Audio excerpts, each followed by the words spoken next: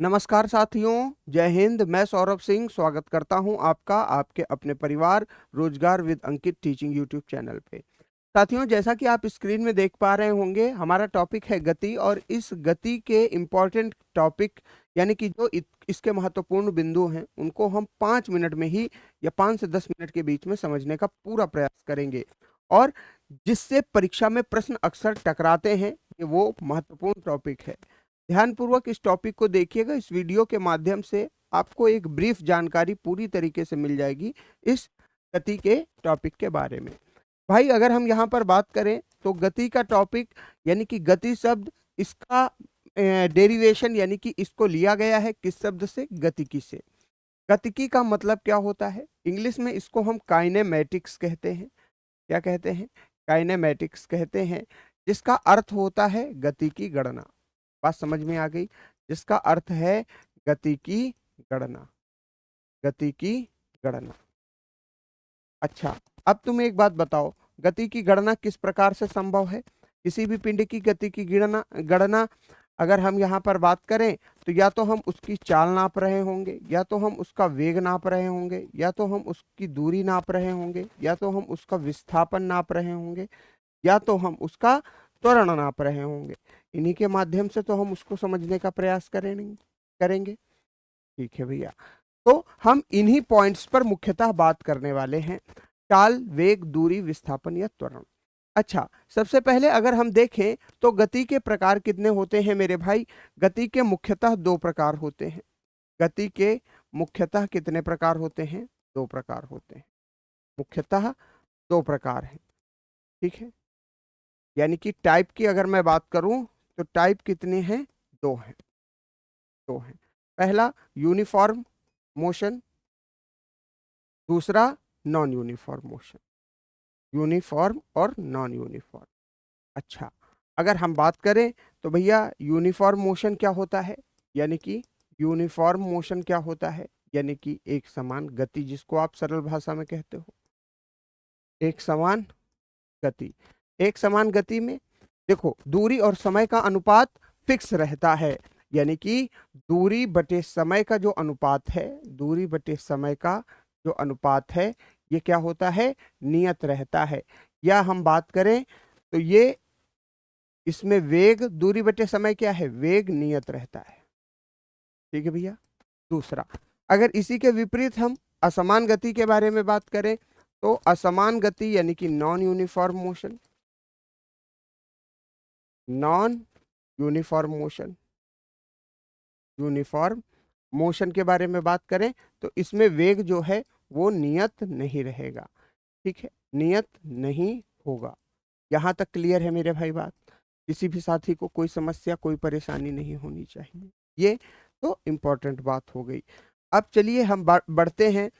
अब गति के जो महत्वपूर्ण मापक बिंदु हैं, जैसे दूरी, चाल, विस्थापन और त्वरण, इन सारे राशियों के बारे में। तो सबसे पहले बात करते हैं हम दूरी के बारे में। दूरी क्या है? दूरी क्या है? पथ की कुल लंबाई। पथ की कुल लंबाई। कुल लंबाई यानी कि total path length. Total path length, ये क्या कहलाएगी? दूरी कहलाएगी। दूसरी, अगर हम यहाँ पर बात करें तो दूरी अगर पूछ लिया जाए तो राशि किस प्रकार की है? किस प्रकार की राशि है? तो मेरे भाई ये अदिश राशि है। अदिश राशि है। अदिश राशि है यानी कि स्केलर क्वांटिटी है। Scalar quantity. अच्छा, जल्दी से बताओ इसकी इकाई क्या हो जाएगी? इकाई हो जाएगी भैया, आप कह दोगे कि मीटर होती है इकाई। अच्छा, अगर हम इसकी विमा के बारे में बात करें तो विमा इसकी क्या हो जाती है? लंबाई हो जाती है। यही प्रक्रिया कहीं ना कहीं विस्थापन के लिए भी होती है। अब यहाँ पर हम विस्थापन को भी बहुत शॉर्ट में समझेंगे। विस्थापन क्या है? दो बिंदुओं के बीच की न्यूनतम दूरी। दो बिंदुओं के बीच की न्यूनतम दूरी। दो बिंदुओं के बीच की न्यूनतम दूरी। न्यूनतम दूरी, इसी को हम क्या कहेंगे? विस्थापन कहेंगे। यानी कि shortest distance between 2 point. Shortest distance between 2 points. ठीक है मेरे भाई, यहाँ तक मामला क्लियर है। अब इसके आगे की बात करें, shortest distance between two points. अब देखो विस्थापन में क्या अंतर है दूरी से, कि भैया ये जो राशि है ना, ये एक प्रकार की सदिश राशि है। क्या राशि है? सदिश राशि है। अगर हम यहाँ पर बात करें तो इसकी इकाई भी क्या हो जाएगी? मीटर हो जाएगी। इकाई हो जाएगी मीटर। अगर हम इसकी लंबाई की बात इसकी विमा की बात करें तो विमा इसकी एल हो जाएगी। यहाँ तक क्लियर है। महत्वपूर्ण प्रश्न जो अक्सर परीक्षाओं में पूछा जाता है, दूरी तथा विस्थापन का अनुपात आपसे, दूरी बटे विस्थापन का अनुपात पूछ लिया जाता है। तो हमेशा याद रखेंगे कि दूरी विस्थापन का अनुपात या तो 1 होगा या तो 1 से बड़ा होगा। याद रखेंगे इस बात को। अच्छा, इसी को अगर विपरीत करके पूछ लिया जाए, विस्थापन बटे दूरी का अनुपात क्या हो जाएगा? तो विस्थापन बटे दूरी का अनुपात हो जाएगा या तो 1 या तो 1 से कम। क्यों? क्योंकि विस्थापन जो होगा या तो दूरी के बराबर होगा, विस्थापन या तो दूरी के बराबर होगा या दूरी से छोटा होगा, या तो दूरी के बराबर होगा या फिर दूरी से छोटा होगा, दूरी से छोटा होगा।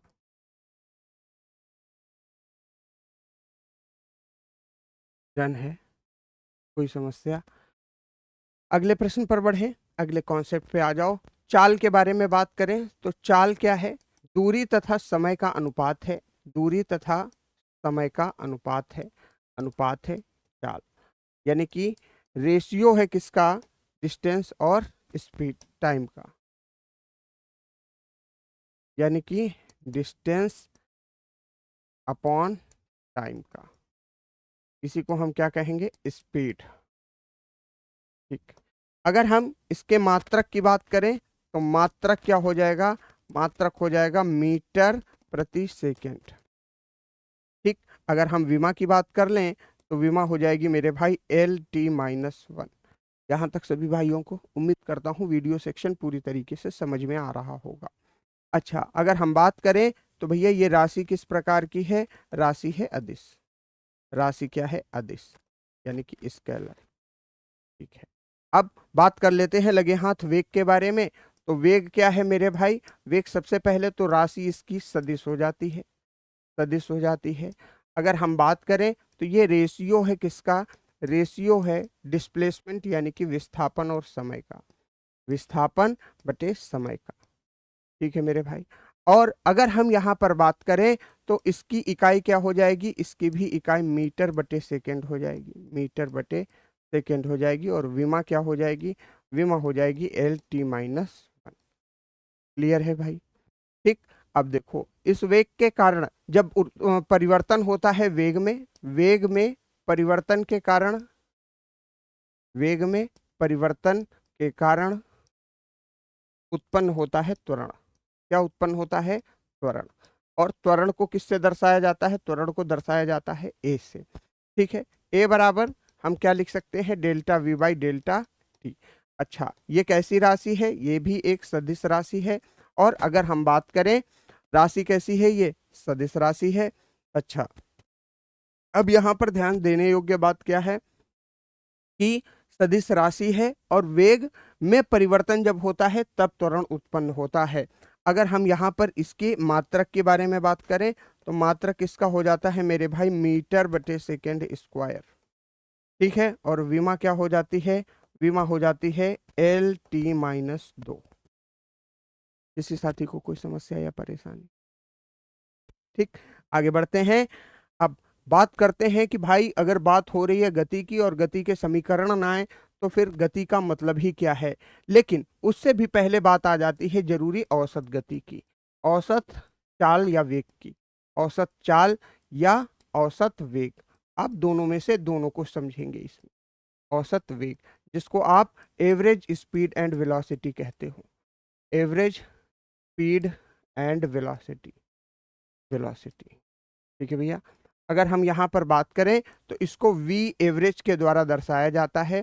यहाँ पर ध्यान दीजिएगा, अगर बात औसत चाल की हो रही हो तो यहाँ पर कुल दूरी बटे कुल समय आ जाता है, कुल दूरी बटे कुल समय आ जाता है। ठीक है भैया। यानी कि इसको हम बात करें एवरेज स्पीड, एवरेज स्पीड, ठीक है।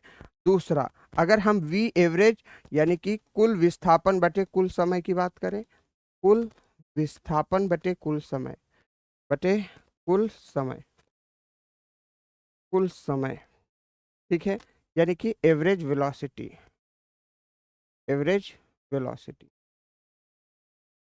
ठीक है भैया, यहाँ तक किसी साथी को कोई समस्या या परेशानी हो तो बताओ।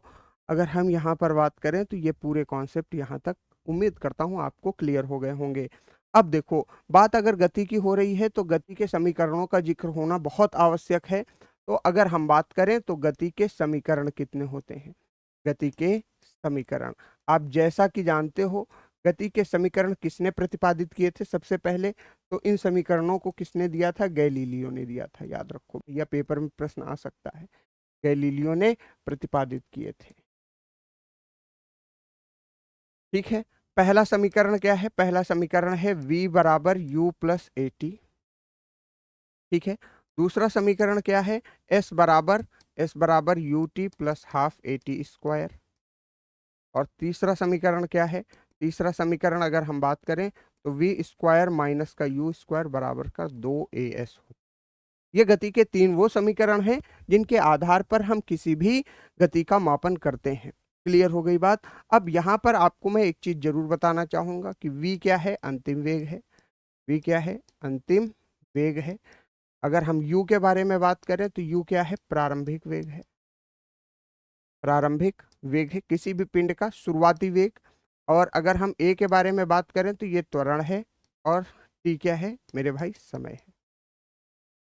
ठीक, यहाँ तक किसी साथी को कोई समस्या नहीं होनी चाहिए, है ना?